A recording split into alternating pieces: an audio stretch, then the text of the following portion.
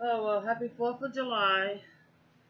Uh, we had rain, our lights went out and everything else, and the fireworks are still going off at it's almost 10, quarter to 10.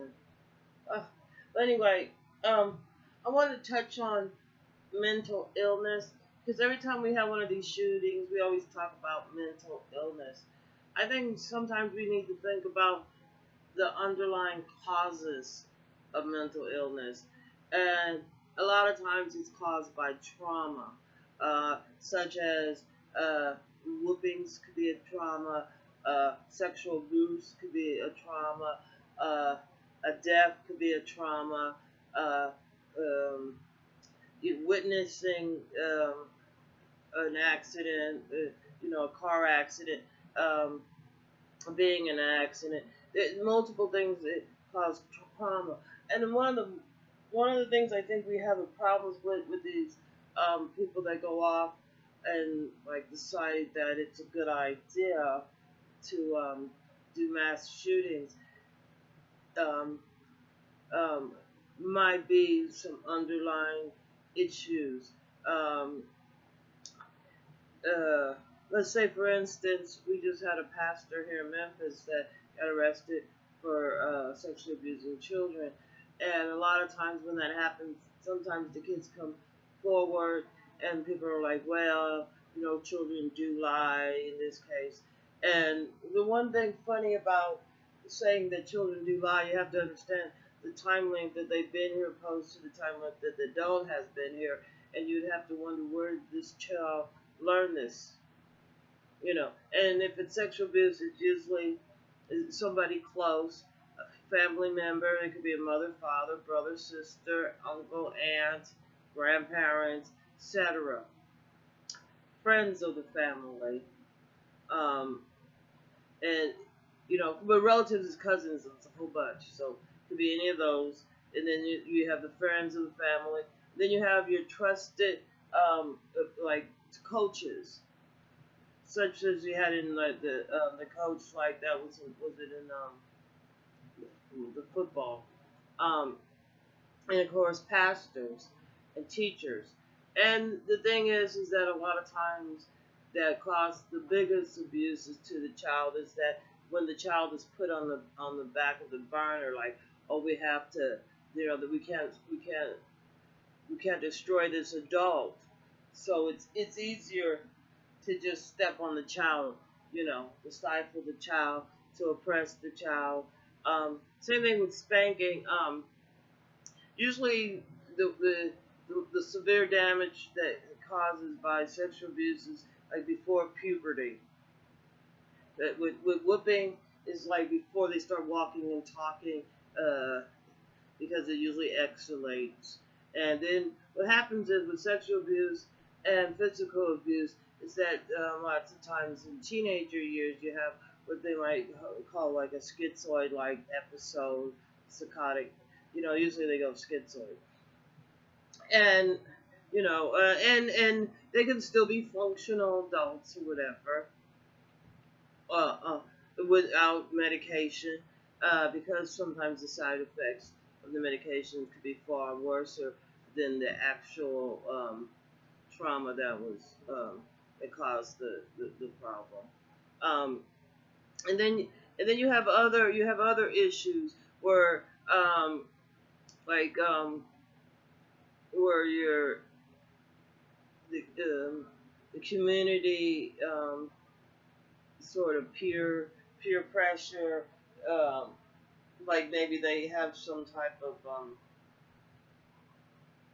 like say they already have some spanking at home, and then they have well, no, let's just not that. I'm sorry, I meant rejection.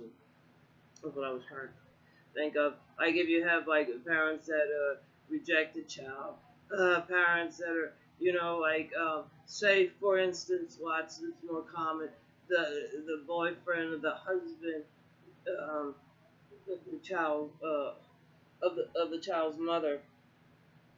Well, he might want to boast, to have an ego, to have a side chick or another woman, or have other kids, it causes certain jealousy, certain uh, uh, other issues with the child, broken promises, um, and mostly rejection.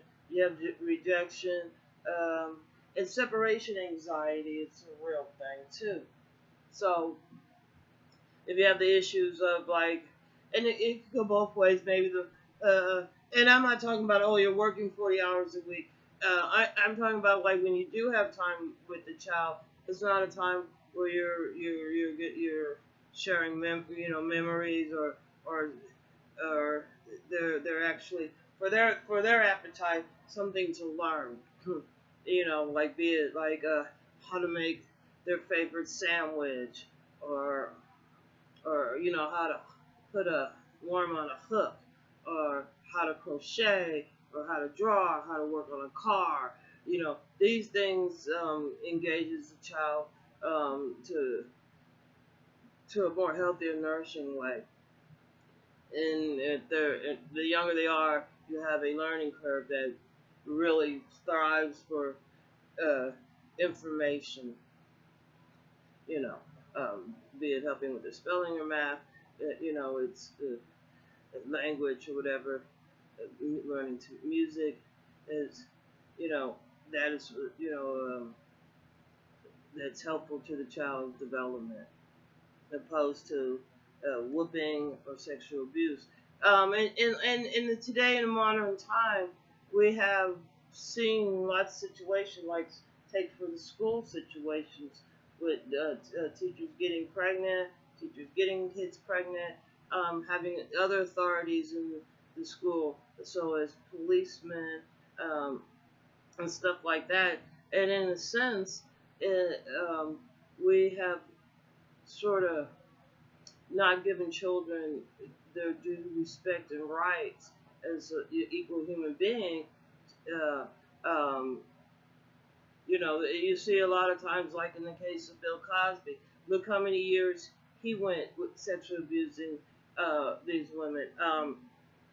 And, and of course, the people that was around him, um, his business people that was around him, knew his appetite properly. You know, a lot of these women thought that going to him was going to help their career somehow. So you have the thing with agents involved and stuff like this, and these people are making money. They make, and yet, um, reminds me of a story in New York about corrupt policemen. Basically, the school had turned the children over to a bunch of pedophile and perverted policemen. And we should always say that not all policemen are bad. You know, we have some good ones. Sort of like Trump saying, not all Mexicans are rapists. So I don't really like that saying, but it's basically saying saying vice versa when they say it like that. When it comes out like that. But anyway, that's besides the point. But it was like, right after like Superfly came out and Beretta was on TV, had a lot of shows where they were showing like, anyway. So the story goes is that these ones policemen that was in blackmail, embezzlement, and just prostitution in general, and boosting what all entails. It's just a total criminal act. Like if you're gonna go in for, why get just your toes wet? You might as well jump in the deep end, right? So anyway, the story goes is that they were thinking they were superior and they were better parents, and they well, anyways. So like what happened is that the more marketing was like white, blonde, blue-eyed kids, and a couple of the policemen, they had moved their, I got to New Jersey or whatever. Well, anyway, and they would like sometimes have problems with certain people, and they would end up dead. And they would bury them like in Staten Island, and like sometimes they would just dump some of the women in the Bronx in the trash can. Well, as the story goes, AIDS hits, right? and like the majority of those policemen got AIDS. This one that was supposed to be real nasty or dirty, they found his daughter OD in a hotel in New Jersey, right? And his partners, um, one of his partners' offsprings, because he had multiple children from, or multiple women with different children of his. You know, he was real hard, just real nasty, um, minded, and in his actions and narcissistic. And they found one of his kids in the South Bronx in the trash can. So like they were saying, that's why they had to close down 42nd Street is because not so much that um, um, any moral thing, but it's just that AIDS got so bad and the people that was running it, that was in it, and participating in it had got AIDS. Supposedly they because of giving like blowjobs and not using rubbers was like the number one thing.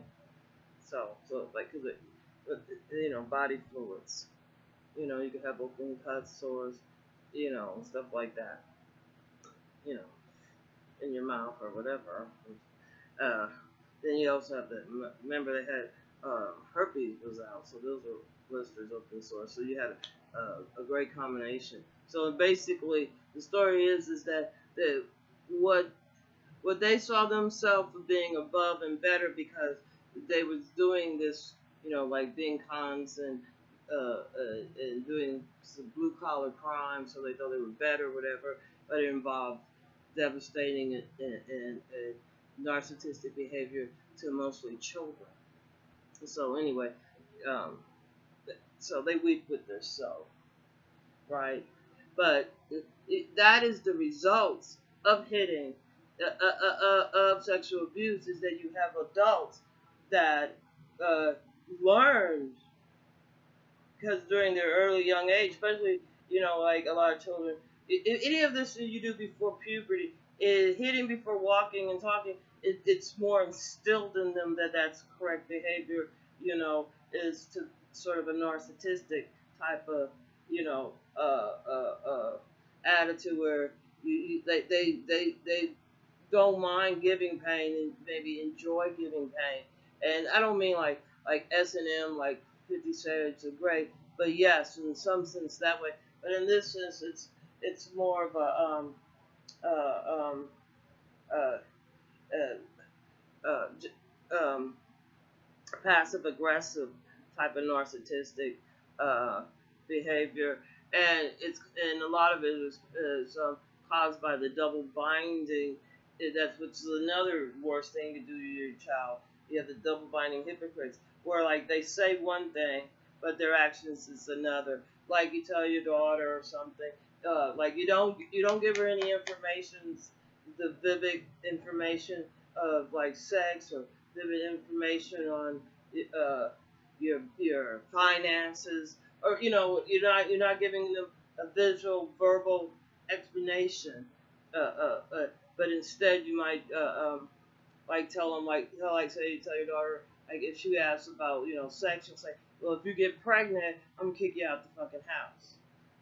So like that means like at the height of this person's emotional state that pregnant people get in anyway. Um, and but anyway, so that this rejection there, rejection and shame, and you can have the same thing with the boys, like you better not get nobody pregnant, you know, or you know what I'm saying, or you're gonna ruin your life, which in the state the child's looking at listening to the parents saying, like, oh well, if you get pregnant, I'm gonna kick you out, that what I'm saying, you're just acting like a hoe, and this child unconsciously is like, well, that's how she got me there, you know what I'm saying, so it puts so and it's just like also you could also be double bind the child by like really insisting that there really is a Santa Claus when they ask you, is there really a Santa Claus? Instead of saying, no, babe, it's, but it's a great time to celebrate, your Lord or Savior, or whatever you want to do it, or whatever it is, or it's like we just like to get presents, or we just like the pretty lights. We're not really religious, you know, or whatever. But stranger danger. Don't just jump on any old Santa Claus looking man's lap. But instead of like when they ask you if there's one, instead of saying, oh, he's real, you know, you tell them the truth that no, it's just a make believe thing. It doesn't cause them to not trust you and not respect you, and that's the problem with double binding hypocrites. Because like when they do, like when you say one thing, you do another with your child, because the child doesn't trust you and they see you as a liar, and it's hard for them to respect you. And if they can't trust or respect you, then they identify so much with their parents or whoever their guardian is, the main provider for their welfare. This child will not will lose some trust and respect in themselves, because they'll be mocking themselves off of this behavior. So the bottom line to mental illness is how we treat our children in their early development developing ages. Um, if you cause them undue pain and suffering, this child will learn to cause other people undue pain and suffering. If you teach them to sing, this child will sing. If you teach them to dance, the child will dance. If you're hitting them, you're teaching them to hit. So we have a violent society today because we're teaching our children at a very young age to be violent through our actions as adults, and then we're dismissing them in their pain and in their suffering and in the trauma that we're causing them, or either some outside force is causing them, like if there was raped or something, or beat up by another child. We dismiss it. You tell little boys, suck it up, be a man. You might tell your girlfriend, you might tell your daughter, don't you be coming home and not hit back, and stuff like that. So we're dismissing the suffering. We're not, so you're also dismissing the story that came before and after, as you're missing the conversation. And there's other reasons and situations why some of it is the education system too. What we're teaching them, what information they're getting, like the violent information that if they're getting whooped at home, and they see, like let's see like a movie on TV where it's violent, so, and so it gets reinforced that and that's the number one problem. And then if you it could escalate to where people want to act out, and some of the more accepted ways for people to act out narcissistic behavior is to join the military, is to join some crazy group like ISIS where they cut off people's heads, because they'll be around people that are more like them, and the peer pressure of that situation helps to build up their sort of psychotic behavior. And that's basically going to stop people from being going through their teenage years and becoming schizoid. Maybe rethink on how you raise your kids in the early years. It's more of a nurturing thing opposed to causing pain, suffering, and abuse. So we are causing the situations, with our children, and we can change it. But I hear it all the time. Like people whooping their kids, like you don't tell them what to do with their kids. Yeah, but once the kid's dead, then because we had that here where the lady killed her 3 children. So she probably got whooped. Most people, when I first showed up here, they were saying, "I'm like, why'd you spank your kids?" Well, the white man used to spank us. Well,